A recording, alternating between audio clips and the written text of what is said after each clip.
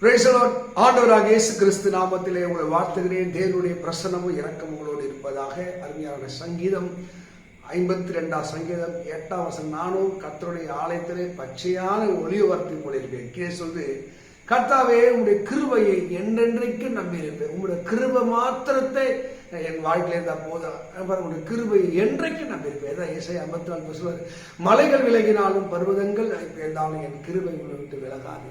இதெல்லாம் புரியுதா பாருங்க. உங்களுடைய கிருபையை, உங்களுடைய அன்பை, உங்களுடைய இரக்கத்தை, உங்களுடைய தயவை நான் என்றென்றைக்கு மோசி உங்களுடைய இரக்கத்தை நான் என்றைக்கு நம்பியிருப்பேன். இந்த நிலைக்கு நான் வந்தது உங்களுடைய கிருபை. இப்படி உயர்த்தப்பட்ட கிருபை, உங்களுடைய காரினுடைய கிருபை என்னை பெரியவனாக உயர்த்தினது.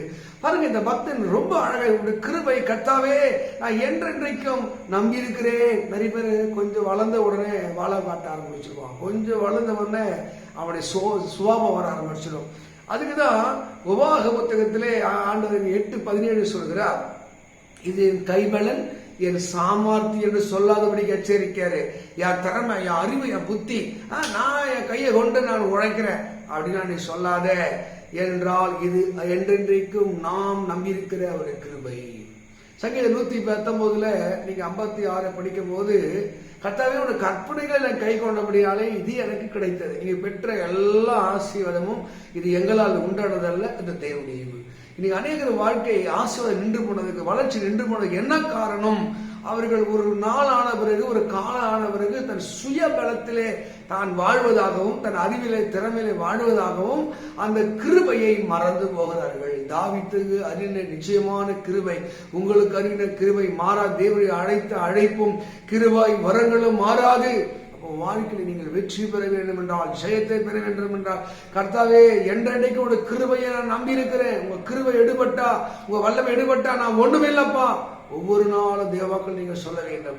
என்னுடைய சுய பலத்தில், சுய அறிவில் இல்லை, ஏசப்பாவுடைய கிருபையில தான் நாம் வாழ்றோம், நாம் பிழைக்கிறோம், எல்லா நன்மையை அனுபவிக்கிறோம். இதுதான் எரேமியா 2:12 சொல்றாரு, நீ அவர்களின் நாட்டினீர் வேர் பற்றி கனியம் கொடுத்தார்கள், அவருடைய வாய்க்கு சமீபமும் அவருடைய உள்ளத்துக்கு தூரமானீர்.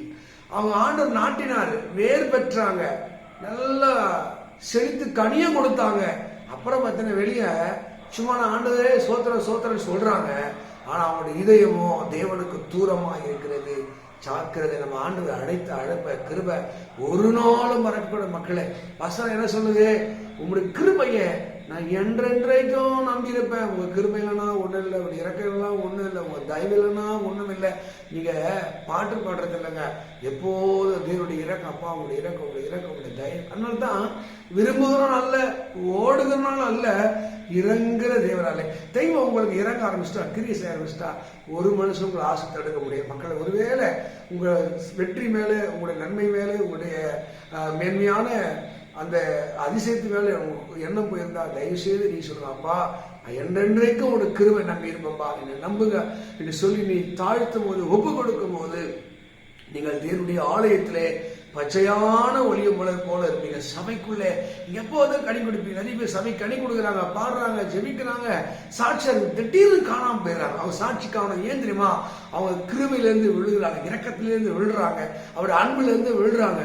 அன்பு இறக்க கிருபை விழக்கூடாதுங்க. அப்பா என்றெடுக்கு உனக்கு கிருபையை நம்பி. அதுதான் அங்க லூக்கா 18 ஒருத்தர் சொல்றான், 13 பாவியாகி என் மேலே கிருபையாயிரம் கிருபையாயிரம். நீங்க அதை தாழ்த்துவீங்க. சப்பா என்றைக்கும் உங்களோட கிருபை நம்பியிருக்கிற சொல்லி பாருங்க.